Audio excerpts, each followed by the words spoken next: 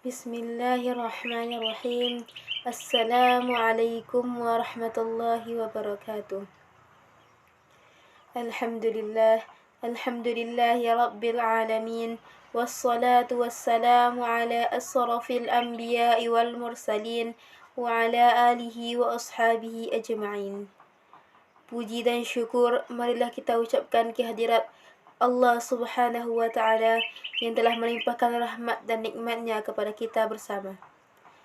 Salawat beriringan dengan salam tak bosan-bosan pula kita ucapkan, kita kirimkan kepada junjungan seluruh alam, yakni Rasulullah sallallahu alaihi wasallam.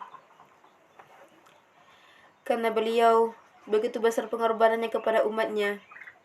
Karena beliaulah kita dapat membedakan mana yang benar, mana yang salah, mana yang hak dan yang batil, serta mana yang halal dan yang haram. Baiklah, pada kesempatan yang kali ini, saya Nazifah bin Ma'inah akan memberikan judul ceramah, yakninya zodiak, yang disebut ilmu bintang, horoskop, zodiak, dan rasi bintang, termasuk di antara amalan jahiliyah. Ketahuilah bahwa Islam datang untuk menghapus ajaran tersebut dan menjelaskan akan kesyirikannya. Karena di dalam ajaran tersebut terdapat ketergantungan kepada selain Allah, ada keyakinan bahwa bahaya dan manfaat itu datang dari selain Allah. Juga terdapat pembenaran terhadap pernyataan tukang ramal yang mengaku-ngaku mengetahui perkara gaib dengan penuh kedustaan. Inilah mengapa hal demikian disebut syirik. Tukang ramal benar-benar telah menempuh cara yang merampas harta orang lain dengan jalan yang batil, dan mereka pun ingin merusak akidah kaum muslimin. Dalil yang menunjukkan perihal tadi adalah hadis yang diriwayatkan oleh Abu Daud dalam kitab sunannya dengan sanad yang sahih dari Ibnu Abbas radhiyallahu anhuma bahwa Rasulullah sallallahu alaihi wasallam bersabda, yang mana artinya, barang siapa yang mengambil ilmu perbintangan, maka ia berarti telah mengambil salah satu dari cabang sihir, akan bertambah dan akan terus bertambah. Begitu pula hadis yang diriwayatkan oleh Al-Bazzar dengan sanad yang jayyid dari Imran bin Husain dari Rasulullah sallallahu alaihi wasallam. Beliau bersabda, yang artinya, bukan termasuk golongan kami siapa saja yang beranggapan sial, atau orang-orang yang beranggapan sial, atau siapa saja yang mendatangi tukang ramal atau membenarkan perbuatannya dan ucapannya, atau siapa saja yang melakukan perbuatan sihir atau membenarkannya. Siapa saja yang mengklaim mengetahui perkara gaib, maka ia termasuk ke dalam golongan tukang ramal atau orang yang berserikat di dalamnya. Karena ilmu gaib hanya menjadi hak prerogatif Allah, sebagaimana disebutkan dalam ayat Bismillahirrahmanirrahim, Qul la ya'lamu man fis samawati wal ardil ghaiba illallah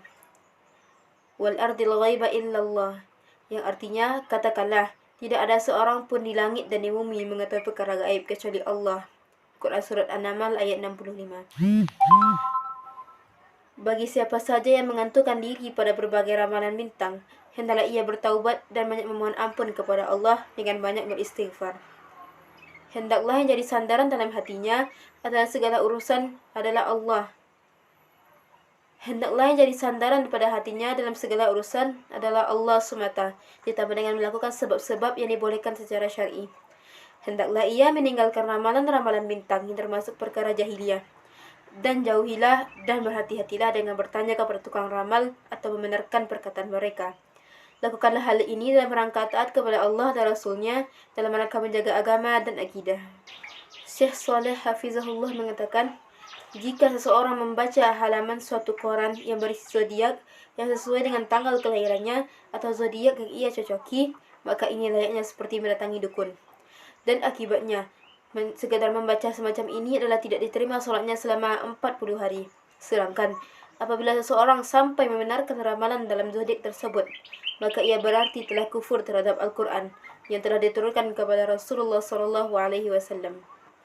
Dalam rincian hukum masalah ini, dalam masalah ini terdapat dua rincian.